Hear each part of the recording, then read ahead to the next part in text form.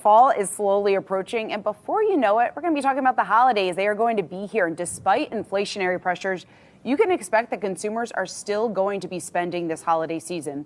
Now, according to a new Mastercard SpendingPulse report, holiday retail sales in the U.S., they're going to rise 3.7% this year from a year ago. For more on the state of the consumer, what we should expect for holiday spending, we want to bring in Michelle Meyer, U.S. Chief Economist at the Mastercard Economics Institute. Michelle, it's good to see you. So we're expecting a bit of an uptick here in spending. How much of that, though, is because of inflation? Well, of course, inflation filters into the numbers. We are looking at overall nominal spending with a 3.7% projection. But what's important is that inflation is always part of the figures. And the reality is that this year, it's actually less meaningful than it was last year or the year prior. So when you think about the overall inflationary environment today, we have seen a moderation. We've seen a number of categories actually see price reductions.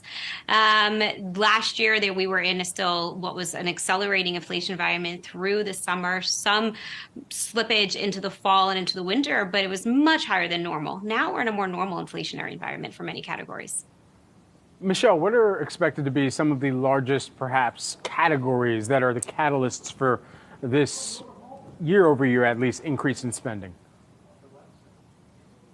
Sure. So there's a number of things that stand out to us. One has to do with how people are consuming food. And you don't typically think about that when you think about holiday spend, but it's really important because people are out and about during the holiday season and increasingly enjoying going to restaurants, going to theater, going to experience their spending along with their family and their friends. So certainly it's about, this festive feasting that we think will continue into the holiday season. The other one that stands out that's super interesting, it has to do with electronic spending.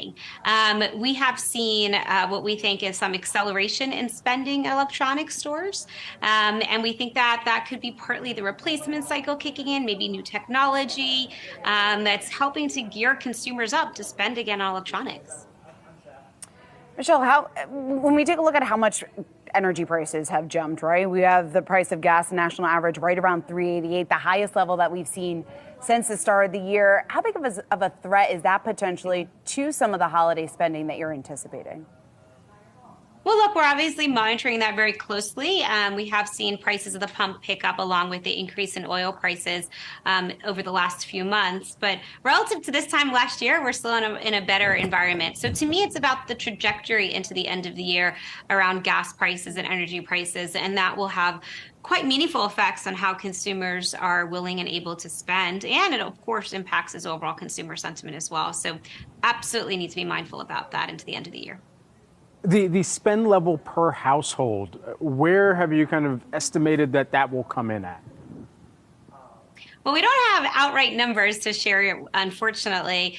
We're focusing instead on the overall growth rates, which, again, about 3.7% for retail sales ex autos on a year-over-year basis, slightly above what you would consider a normalized pace of growth for a holiday spending season.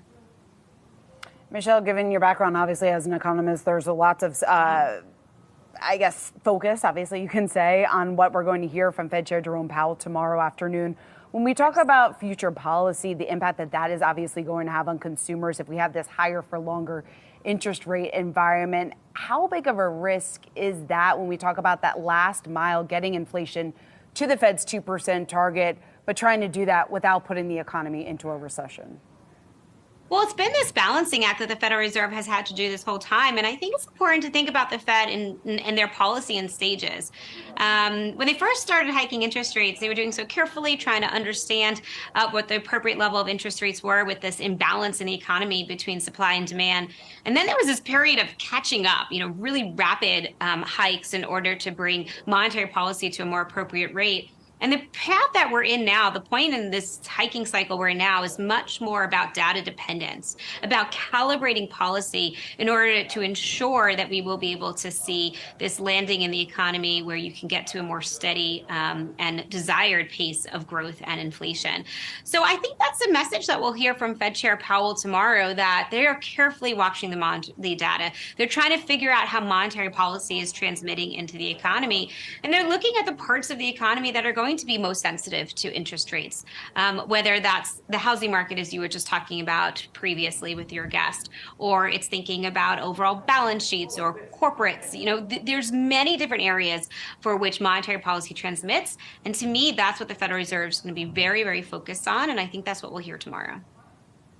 Michelle, Best Buy and Target are trying to get my money right now. And I sensed that this morning when they put out their releases for early holiday deals, giving these sneak peeks, trying to give us a sense of how many more employees would be getting hired in order to make sure that my order is fulfilled and I have a great customer experience. How much does it actually move the needle when some of these promotional deals and the announcements of these come forward, especially in an environment where the consumer might not be breaking, but they are certainly bending and looking for more promotions?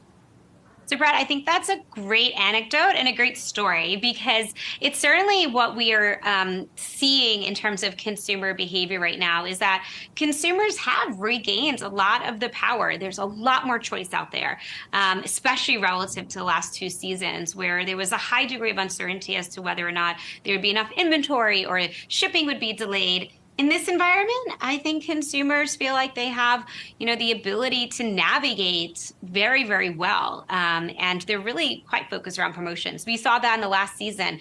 It was a bit of a fits and starts holiday season where consumers concentrated their spending around moments in time, particularly around those promotions from the extended Black Friday period and then the last rush right before the holidays. So I think that is going to be telling of what we'll see this time around, where consumers are going to be, choosing when and how and where they spend. They're going to be looking for promotions, and I think a lot of retailers are going to be competing for that market share.